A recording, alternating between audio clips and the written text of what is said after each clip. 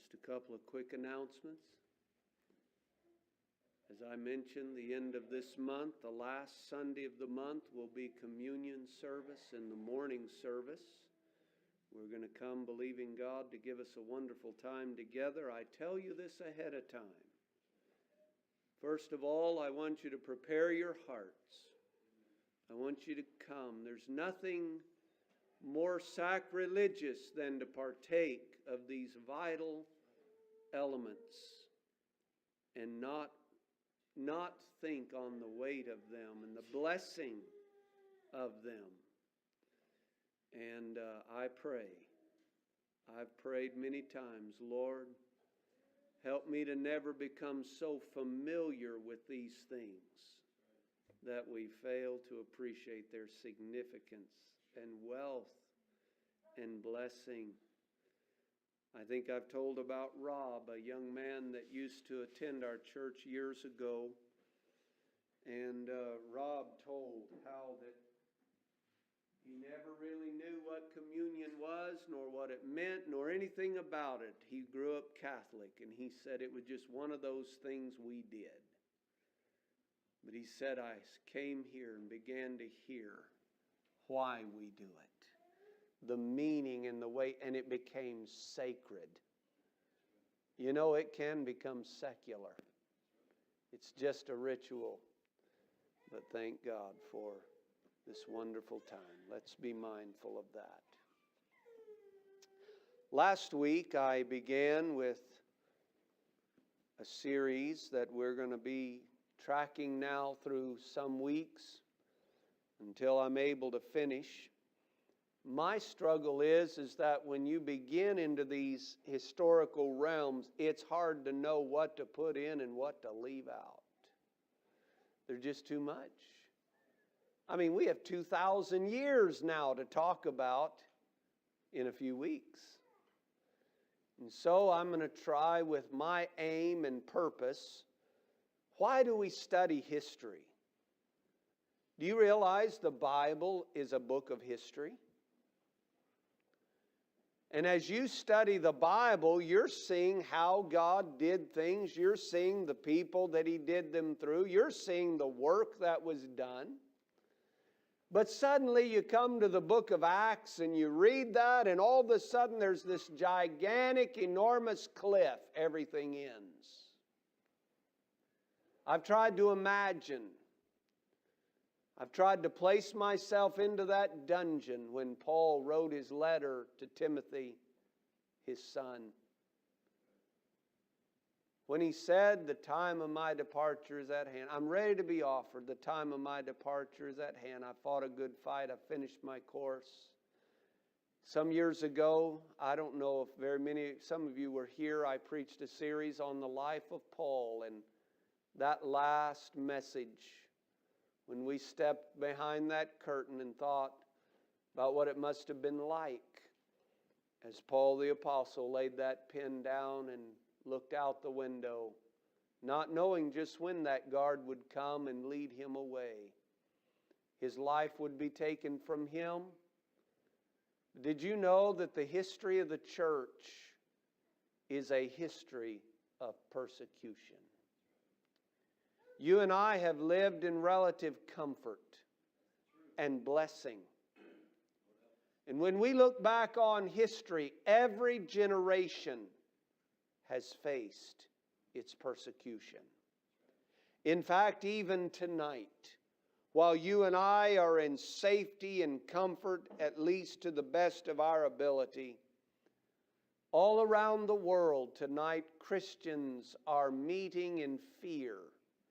When I go to India, Brother Sam asked me, he says, Brother Woodard, please don't put any pictures of the churches where they can be tracked.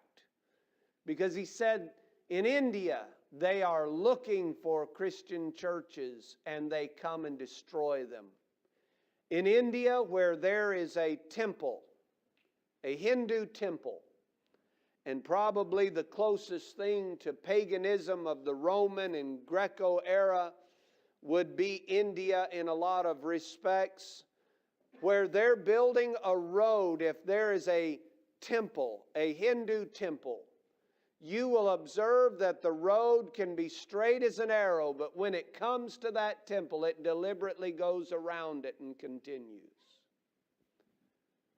But if in that community there is a Christian church, they will deliberately put the road right through where that church is and destroy it and tear it down with no remuneration, no allowance made for their loss. They will do it with glee and gladness. It's the price of being a Christian. The church was cradled in Jerusalem. Our Lord was crucified.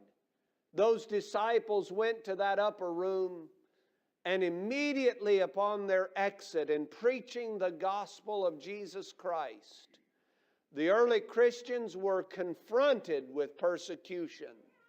Stephen was the first Christian martyr. He gave his life looking up into the heavens, saying, "I see the Son of God standing at the right hand of the throne of power." And then James, his life was taken. And as the Christian church began to spread, Jerusalem became a hotbed because of the Jewish people who hated Christ. Naturally now, those who came along and professed faith in Christ, those who believed in this sacrilegious man who claimed to be the Son of God, the Son of their God, of Jehovah, they hated him and they reached out, and so they incited the Roman government in order that they would destroy these Christians, and Herod was more than happy to comply. As Jerusalem persecution broke out, and as the Christians began to be hauled off before the magistrates and before the councils, the church began to move out of Jerusalem and into other areas, and a key location became a place called Antioch in Antioch in Syria. Antioch was named after Antioch Epiphanes. And it was there that a great revival broke out in Acts chapter 11. And following the persecution in Jerusalem, the Christian center kind of moved over to Antioch. And such a great revival, it was the first multiracial church. There were people of all stripes that began to believe, the Greeks, and you follow along. Evidently, there was an explosion in Antioch. And Barnabas, the son of consolation, I love to preach about Barnabas. The word consolation means encouragement. He was an encourager. And Barnabas knew that they needed a pastor, and just a month or so before that, a man by the name of Saul had met his match on the road to Damascus. And it was there that Saul was struck. I like to say he was knocked off his high horse. A great light surrounded him. Saul goes on into the city, and there Ananias comes and lays his hands on him, says, "Brother Saul, I am come that thou mightest receive thy sight and be filled with the Holy Ghost." And he was sanctified. Paul the apostle, Saul, who at that point was still named Saul, Barnabas went and brought him. And Saul, who later became Paul, was the first pastor of the church at Antioch. You'll remember that a chapter or two later, Paul the apostle and Barnabas working together, there were prophets who rose up and they began to work, and evangelism was strong. The words jump off the page, and the word of the Lord grew mightily. And Paul then, you remember that the Spirit spoke and said, "Separate unto me Paul and Barnabas." And so Paul heads out on his missionary journeys, and Christianity then begins to spread beyond just these localized areas. It moves up into Ephesus, where Diana is dethroned, and there Christianity takes root and moves on and across and into Rome, the center, the world capital. And so Rome seems to kind of become a central point, but really Christianity then keeps its headquarters kind of by default over at Antioch and then up in Ephesus. And I preached to you last week that the disciples, where they all went, some down into India, some down into Alexandria, and others across over into Rome. And so the Christian fire begins to spread, and little churches begin to explode out across these various little areas wherever the disciples went preaching. And so the apostolic age is described as that era of the apostles when they go out into evangelism, and ultimately the last living apostle was the apostle John. John stays in Ephesus and kind of becomes the de facto head of the New Testament church. John has some disciples that follow him that we will talk about later. But this is the apostolic age. And after John dies, then you begin to see the rise of what is called the early church fathers. Out across that era, you begin to see persecution. And there's something that we need to understand about the persecution of the early church. I think in my early thinking on this, I had understood that persecution was something that happened every night, and that the streets were lined with crucifixions and burning bodies, and every day Christians were thrown to the lions. But folks, there's something important to understand. While it is true that Christians were persecuted, it was not constant. That period from AD 70 that I've already mentioned was the end of the Jewish nation, so to speak, up until the year 313, which is a pivotal point in Christian history. That is when Constantine supposedly became the first Christian emperor of Rome. He issued the Edict of Milan, which was the Edict of Tolerance. And so Constantine legalized Christianity, and next week we're going to dig a little more into that. But in this interval, there were 10 Roman emperors that brought persecution against the Christians. Now, we could talk about this, and we'll touch on it, but folks, there's something more important to understand, and that is the question, why were the Christians persecuted? Why were they hated? In fact, if you study Roman history, you will discover that the Christians, like Christ, went about doing good. Even those of the empire said, we don't understand these people. We don't understand why they do what they do. And they were good people. In fact, as we will see in a little bit, they helped the helpless. They were marked by their love for one another. So therefore, why were they persecuted? There's this period up until about 313 that is called the Apostolic Age, the early church fathers. Sometimes it is often called the ante-Nicene period, and that is relating to the Council of Nicaea. We'll touch on that later. But you know what this period is often called? The age of Catholic Christianity. How many of you just got visions of priests and images of Mother Mary and holy water and little baptismal fonts pop into your mind? No, none of that. Push that away. That's years later. Do you know what the word Catholic means? Universal. There was no denominations. There wasn't even a geographical split.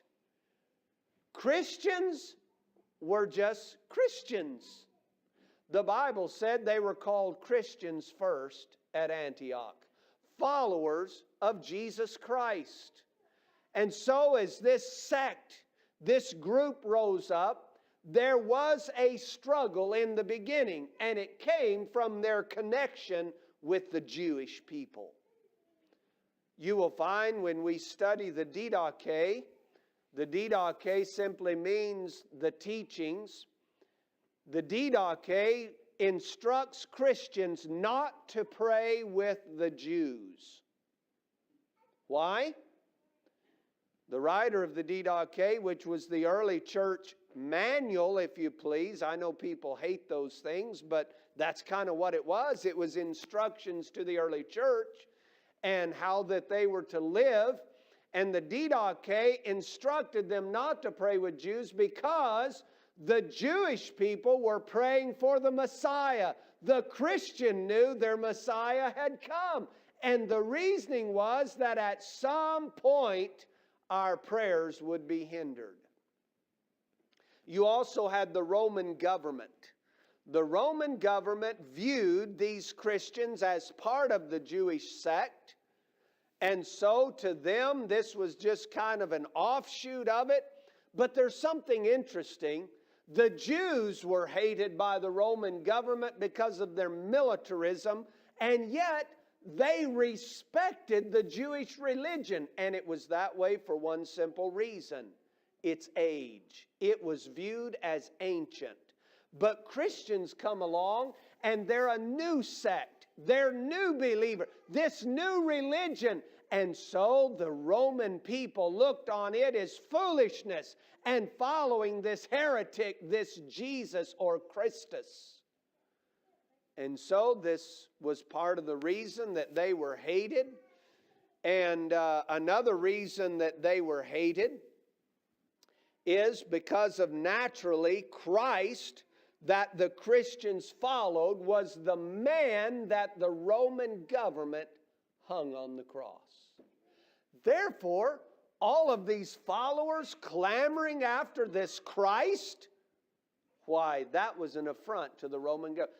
That was like pointing the finger of guilt. They preached that salvation was through this Christ. They preached that He's going to come back to this earth and set up His throne. Therefore, it was an affront to the Roman government who had crucified Christ. They were hated for that reason. Not only that, the Christians were viewed as weak. They wouldn't fight. They would not join the Roman legions because the Roman armies existed for the purpose of colonialism. Their whole purpose was to expand the reach of the Roman government and to bring in money. Therefore, Christians would not fight. But not only would they not join the armies and fight, they would not even fight for their own lives. They were pacifists, so to speak. Now, this is to be understood in the light of this reality. It doesn't mean that they did not defend their personal life. It did not mean that if somebody came in to harm them, that they would not. But when it came to Christianity and their accusation for being a Christian, they would not take up arms and fight back. Therefore, the Romans looked on them as weak. They looked on them as unworthy of even, let's get rid of these people. They're in our way. They're weak. They're viewed as having no real stand. And yet, on the other hand, they were also impressed with how willingly they went to the cross and how willingly they went to the lions. In fact, when they would take them to the lions, they did not often have to throw them to the lions. The Christians would walk out there willingly and praise God and sing while they were being killed for their faith. This was a conundrum to the Roman people. Another reason that they were persecuted and killed is that they lived separated lives. Radically separated lives. Christians would not partake of the festivals. They would have nothing to do with the festivals. Now, ladies and gentlemen, when I go to India, one of the things they often buttonhole me about, one of them is Halloween. Why do the Christians participate in Halloween? That's a big question. They also question me on why the Christians participate in Valentine's Day. They can go through these festivals. And the Christians of the early church would not at all participate in them.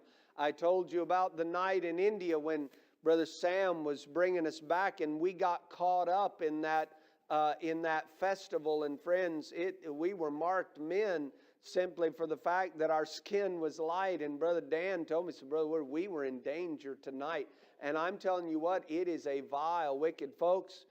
It's toned down here, but you go to third world countries, it is vile what they do on Halloween and what they do on these festivals.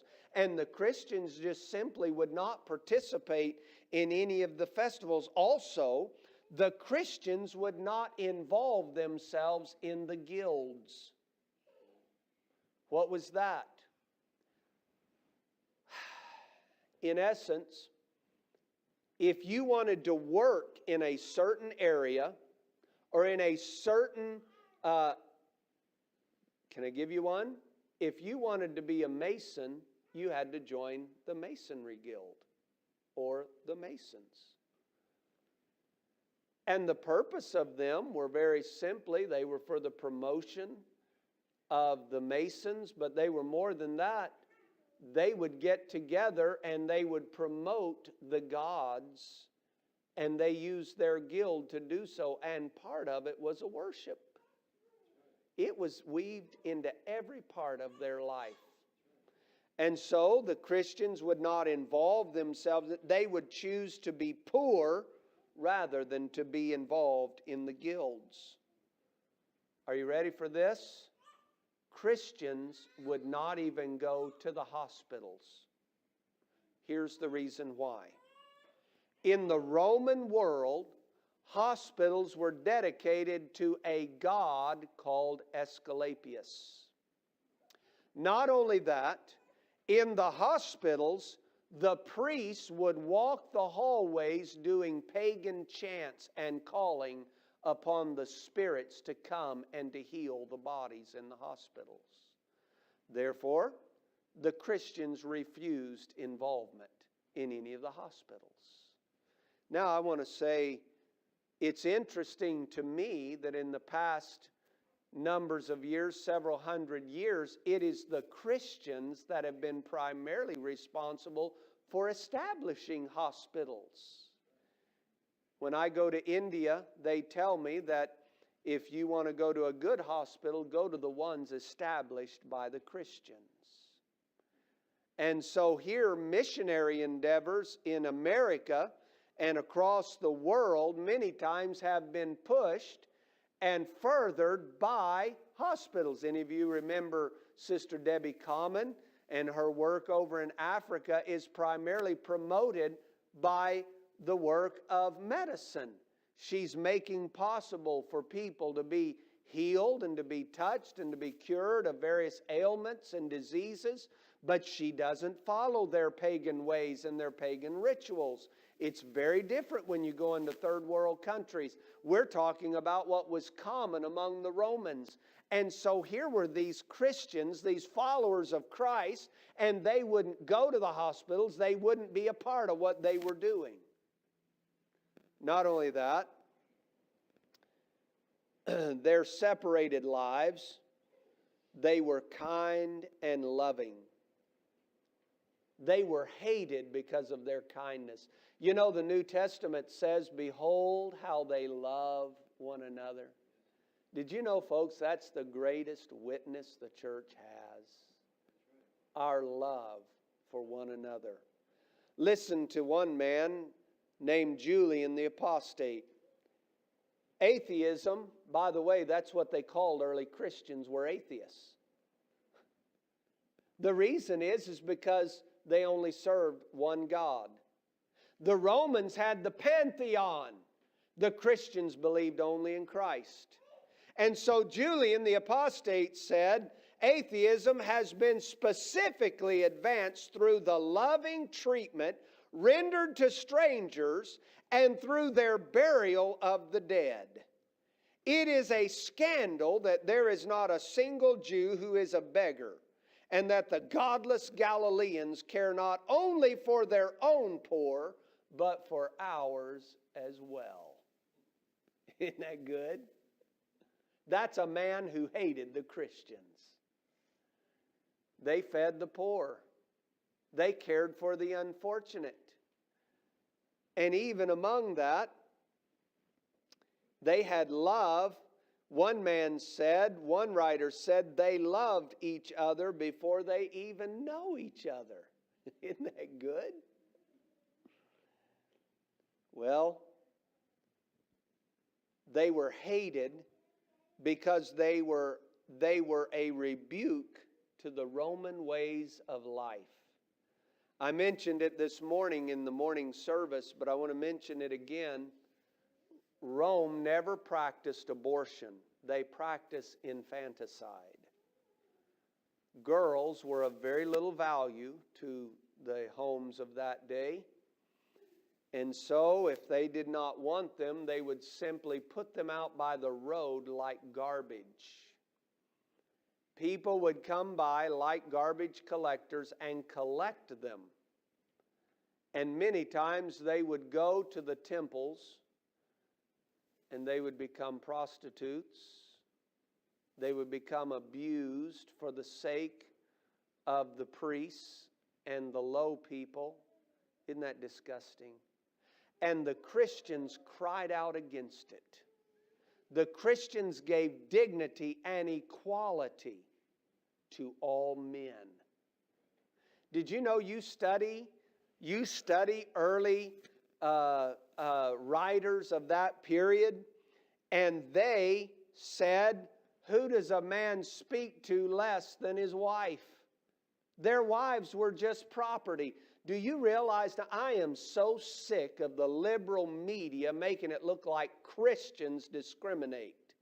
Do you want to know that no belief has given more dignity to women than Christianity?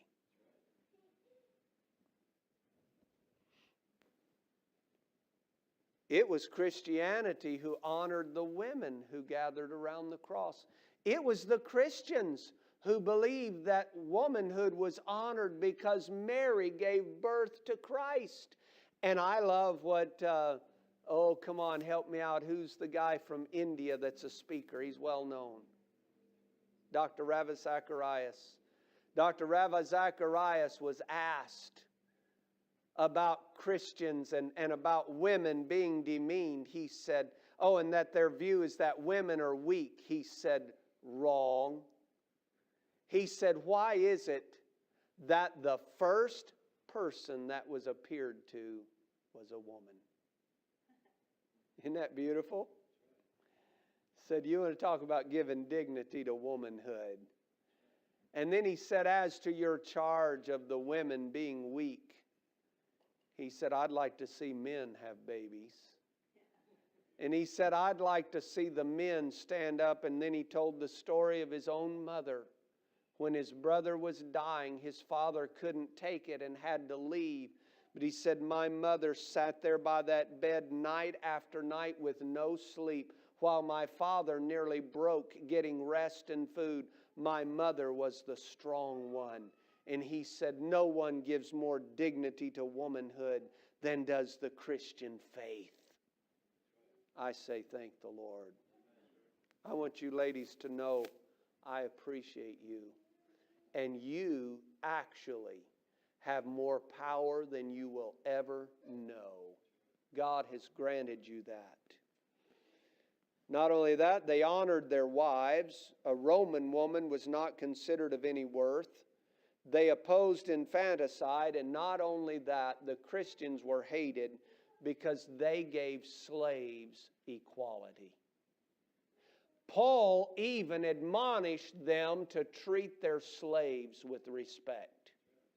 It was Paul who wrote to Philemon telling him to accept Onesimus as a brother in the Lord. And the Bible, you read the writings of Paul, he said, we judge no man according to the flesh. It was James who said that we are not to promote a man based on his wealth. It was Christianity that broke up the cabal and the sense. And friends, it's been when Christianity has waned and backslid that it has gone back to those things. But I want to tell you something. Genuine Christianity gives respect and dignity to all men. And you know what? By the way, let me tell you something. It was the holiness people who fought to end slavery in America. The Methodists rose up against it. The Wesleyan Methodist Church was based on that very principle. It is they who cried out and became the conscience, crying out against slavery, that one would own another man. And it was they who forced the issue. Now, I have an opinion, but it's only an opinion. It's my opinion. This is my thinking. The Great Awakening happened a few years later. Folks, I believe that had there been allowed the great revival that God wanted to give America, the bloodshed would not have been necessary. And you know, since I'm in trouble, I just as well finish. People have struggled with the division, and that some in the South rose up and that there was war. But I just want to say this, and I know you say, well, you're a Southerner. I was raised in the South, but I was raised to view something very important. Not everybody that fought was fighting for slavery. Some saw some other sides of it, and imperialism that was dangerous, and there's a long discussion there. Now I want to say this. Slavery is inexcusable, and thank God it ended, and it should have. Thank God. And that was an unfortunate bloodshed that took place. Oh, if only America would have turned sooner to God, and there would have been that great awakening that happened a few years later. That did more to heal our country than anything. The Great Awakening. Well, Christians were hated. And then, not only that, Christians were slandered. Of course, it was believed, and the story has been often told, that Nero, in about 66, wanted to rebuild Rome. And so it's believed that Nero blamed the Christians. This is a common theory, been written by several writers, that when he burned, and there's no evidence that Nero fiddled while Rome burned, but there is evidence, or it seems to be, that he was willing to let it happen, and then he blamed it on the Christians. That was the scapegoat. That was a convenient way to take the blame. And so they were scandalized. They were slandered. In fact, it was believed that Christians practiced cannibalism because they partook of the Lord's Supper, which was believed to be partaking of the Lord's body and the Lord's blood. They did not understand that. And so they believed that Christians practiced cannibalism. And then it was believed that they were atheists. They did not worship the pantheon or the gods. And so therefore everything in their life centered around a god. If there was no crops, it was because the gods were angry. If there was no rain, it was because the gods were angry. If there was no sun, then the sun god was angry. Therefore, it was believed that all these sacrifices had to be offered to these gods, and the Christians would not participate in it.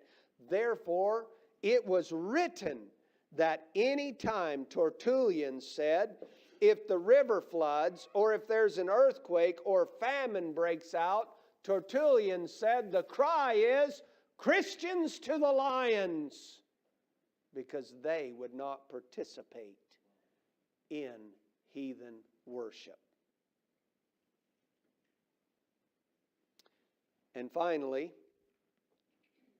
they would not offer incense to Caesar.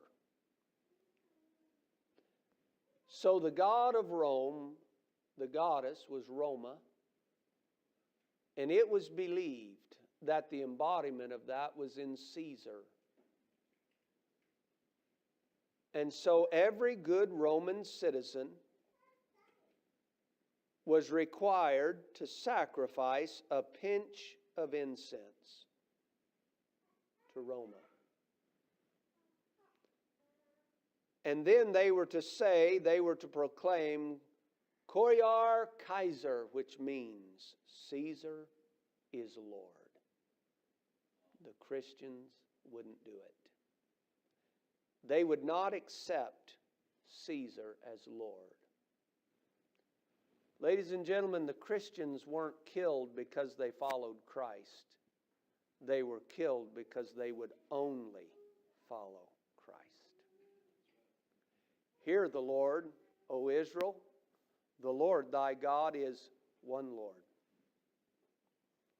You follow history, there has always been multiple gods worshipped, and yet Christianity comes along and promotes one God. The Lord is one God, and then they were taken off and murdered. Some were thrust through with swords. Some were burned at the stake. Yet some were taken to the lions, and some were sentenced to be taken to the mines, to be forced to work. There were a number of periods of this. The early Christians, there were times of toleration, and then there were times of persecution. Eusebius was a bishop. Let me just pause a moment. Bishop in our world, generally we think of leader. But folks, in the Bible days, a bishop was a pastor. He was a pastor over a church, and so he was considered the bishop. In the early church, there was no real sense of denominationalism. There were just Christians, and they would come together and discuss their differences and settle on them. And so, Eusebius lived during the time when Constantine came to power. He observed the Edict of Milan and lived during the great period of Christian persecution. And Eusebius, it is believed, was the first author of the book recounting the persecutions of the Christians. Are you aware tonight you can still get that book? You can get a digital version of it for free and read it and read about the persecutions. And it was that book written by Eusebius that Fox's Book of Martyrs was based off of. It's taken and translated and perhaps condensed some. But Eusebius lived during that period when Constantine came to power. He wrote his book some 10 to 20 years after the persecution ended. By the way, Eusebius was so thrilled and believed that Constantine was a genuine Christian. And it was that era that ushered in some of the great changes in the churches. It was just prior to that when the Christians, it is called the Great Persecution. And I don't have time to take you through the entirety of it, but the final great persecution came in about the year 303. There was 10 years as it became known. There had been about 43 years of peace. It is during this period when Diocletian seized power, the emperor of Rome, by a coup, and survived to become a great reformer. However, pressed by his generals, he had made Maximian Maximian as co-emperor. He was also called Augustus in the West. And on March 1st, 293, they appointed two other military men, Constantius and Galerius, as their assistants or Caesars. The emperor's ideals were to return Rome to its former glory. Rome nearly fell. And so what happened was, part of their power or part of their design to return Rome to its greatness was to turn against the Christians and to purge the empire of the Christians. And so churches were destroyed, Christian services were banned, the scriptures were seized and burned, Christians in high places lost civil rights, and those private citizens were deprived of their liberty. One concession Diocletian made was no bloodshed. However, a second edict imposed an obligation on all clergy to sacrifice. The prisons became full. And in the autumn of 303, this was modified, and most of those imprisoned for refusing were released. However, under Valerian had been probably the bloodiest of times.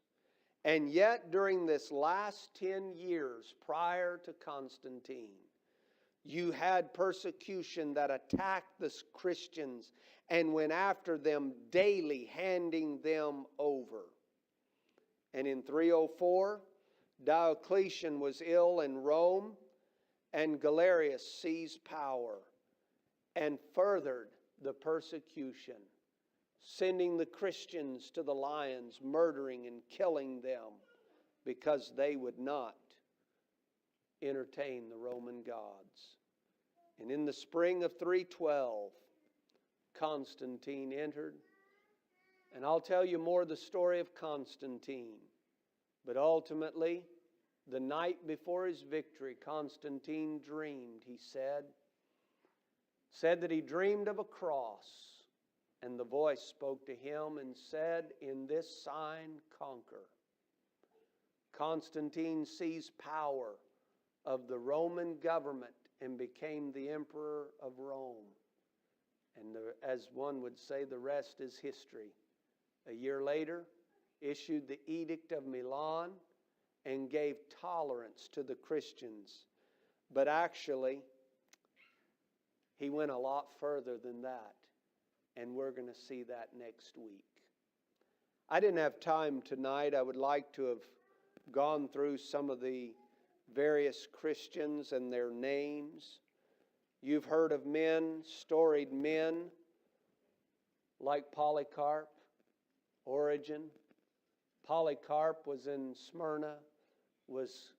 His life was taken for his faith. It's believed that Polycarp was a disciple of John. There were many others who served during that era, and their lives, all of them were taken and given to the lions or taken for the sake of the gospel of Christ.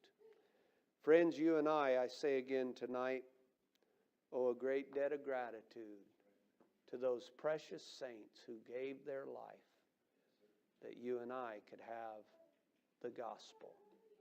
By the 4th century after Christ had died, Christianity spread from the east to the west. This is interesting to me. If you follow the track of Christianity like the sun, it is always moved from east to west.